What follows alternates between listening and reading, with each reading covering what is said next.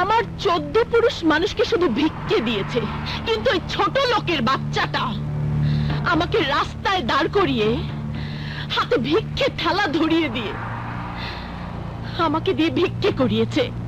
চৌধুরী বাড়ির একমাত্র মেয়ে চৈতি চৌধুরীকে ভিক্ষে করতে বাধ্য করেছে। এই অপমান চৈতি চৌধুরী মেনে নিতে পারে না, কখনো না। আরে আমরা তো তাই মনে করছিলাম, পরে তোর ভাবসাব দেখে সব গোলমাল হয়ে গেল। এখন বল, প্রতিশোধ দেবার জন্য বিয়ের কি দরকার ছিল? শক্তি দিয়ে ওকে কিছু করা যাবে না জেনেই বুদ্ধির খেলা খেলেছি। তুমি কি মনে করেছো কোটি টাকার দেনমোহরের জন্য সানি যে কথাগুলো বলেছিল ওটা সানির কথা ছিল? না মামা না, সেটা ছিল আমার শেখানো কথা। আমি সানিকে বউ সাজার আগ মুহূর্তে সব শিখিয়েছিলাম, সব।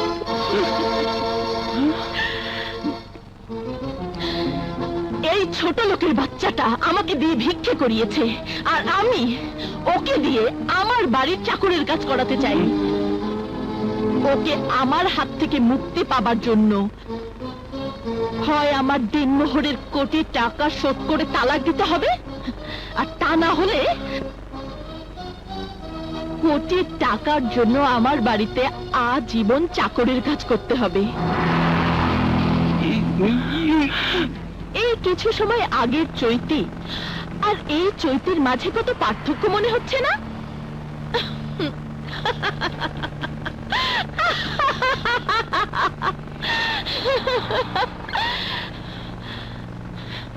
একদম বোকা বনে গেছিস তাই না? গরিবের ছেলে হয়ে ধনীর মেয়েকে নিয়ে যে খেলাটা তুই শুরু করেছিস, ওই খেলাটা শেষ করবো আমি। তোকে হাড়ে হাড়ে বুঝিয়ে দেব ধনীর রক্ত কখনো গরিবের অপমান করা সহ্য করে না। বাসর করার স্বপ্ন নিশ্চয়ই এবার তো শেষ হয়েছে। এবার চাকরদের ঘরে গিয়ে বর সাজার দামি পোশাকটা খুলে চৌধুরী বাড়ির চাকরদের পোশাকটা পরে নেই, কারণ সকাল থেকেই তো তোকে চাকরের কাজ করতে হবে। দাঁড়া,